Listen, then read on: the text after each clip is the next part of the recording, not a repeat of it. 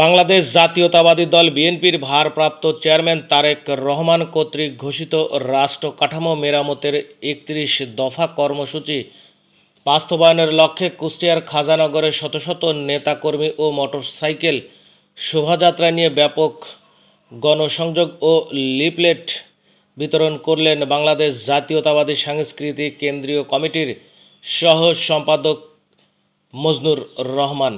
শনিবার 12 জুলাই বিএনপির এই নেতা বিশাল মোটর সাইকেল শোভাযাত্রা নিয়ে কুষ্টিয়ার বটতল ইউনিয়নের খাজানগর শিল্প এলাকার বিভিন্ন হাট বাজারে ব্যাপক গণসংযোগ ও লিফলেট বিতরণ করেন। এ সময় তিনি বিভিন্ন পাড়া মহল্লার সাধারণ মানুষের দ্বারে দ্বারে যান এবং তারেক রহমানের ৩১ দফা কর্মসূচি নিয়ে বিস্তারিত আলোচনা সহ ৩১ দফার গুরুত্ব ও প্রয়োজনীয়তা তুলে ধরেন।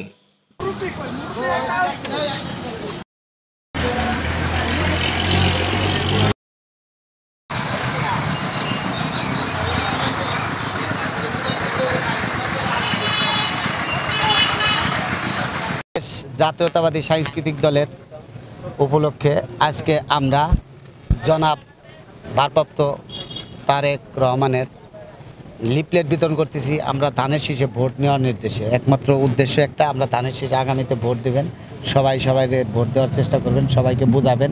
আমরা লিফলেট বিতরণ করতেছি এবং কি আশেপাশের জনগণকে বোঝানোর চেষ্টা করতেছি যে আপনারা সবাই এটার দিকে একটু নজর রাখবেন, সামনে জানা ধানের শীষে ভোট দেয়। জনাব তারেক রহমানকে জয়যুক্ত করলে ইনশাল্লাহ আমার শিল্প এলাকার জন্য ভালো কিছু করার চেষ্টা করবো আমরা। সাধারণ মানুষ ইনশাল্লাহ আমাদের খুব ভালো সাড়া দিচ্ছে। ইনশাল্লাহ আশা করা যায় আগামী ভবিষ্যতে ধরেন যে আমরা ইনশাল্লাহ ক্ষমতায় আসবো, ইনশাল্লাহ আশা করা যায়। ৩১ দফা দাবি বলে জনগণের গণতন্ত্র অধিকার আছে, এখানে ৩১টা দাবি সমস্ত সব কিছু লেখা আছে। সুষ্ঠু নির্বাচনের এটাও একটা দাবি আছে, সংস্কারের কিছু দাবি আছে, কিন্তু আইনের সংস্কারের দাবি আছে। এরকম অনেকগুলো মিলে আমাদের এই ৩১ দফা দাবি আছে। কি এটা যুব দলের, ওরাও আমরা যতটুকু শুনেছি ওরা যুব দলের উভয় পক্ষের কর্মী। একটা ব্যবসায়িক দ্বন্দ্ব, ব্যবসা নিয়ে ভাগাভাগি হওয়ার কারণে হয়তো সম্ভবত এই মারামারিটা হয়েছে। তবে যে মারামারিটা হয়েছে এটার আমরা তীব্র নিন্দা জানাই। এটা বাংলাদেশ জাতীয়তাবাদী সাংস্কৃতিক দলের পক্ষ থেকে সর্বোচ্চ তীব্র নিন্দা জানাই এবং এই ধরনের ঘৃণাত্মক কাজ যেন কেউ না করে, আমার এই এলাকাও যেন কেউ না করে। আর একটা কথা বলি, সেটা হলো কি, আমরা এটা ভিডিও ফুটেজে দেখলাম, ওখানে একটা মানুষকে এতগুলো 4-5টা লোকে মারতেছে, অথচ হাজার হাজার লোক দাঁড়ায় রয়েছে দেখতেছে, কিছু লোকে ভিডিও করতেছে। কেন ওরা এটার সহায়তা করলো না, কেন এর পিছনে আসলো না, কেন এদেরকে বাঁচাইতে আসলো না, এটাও বিষয় আছে। আসলে উচিত ছিল ভিডিও না করে আগে জনগণ ওনাকে যেন সেফটি করে ওনাকে বাঁচায় নিয়ে আসে, এটা উচিত ছিল।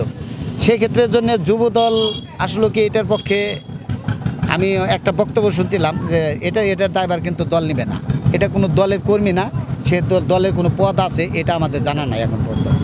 অনেকে বলে যে এটা যুব দলের একজন নেতা বা পদ পজিশনার, এটা ভুল ধারণার কথা। আমি একটা অন্যায় করলাম, অন্যায় করে বললাম আমি বিএনপি করি, এটা তো যুক্তিসঙ্গত কথা না। ওই ব্যক্তি তো ওই দলের কেউ নাও হতে পারে, এটা যাচাই বাছাই করা হচ্ছে। এখানে আসলে কি পূর্বে তো কেউ ওইরকম কেউ ছিল না, এখন সবাই যুব দলের কর্মী। যুব দলের কর্মী হবে, ছাত্র দলের কর্মী, সাংস্কৃতিক দলের কর্মী হবে, স্বেচ্ছাসেবক কর্মী হবে, মূল দলেরও কর্মী হবে, সব দলের কর্মী হবে। কর্মী হওয়া তো অপরাধ না, যে কোনো লোকই বিএনপির কর্মী।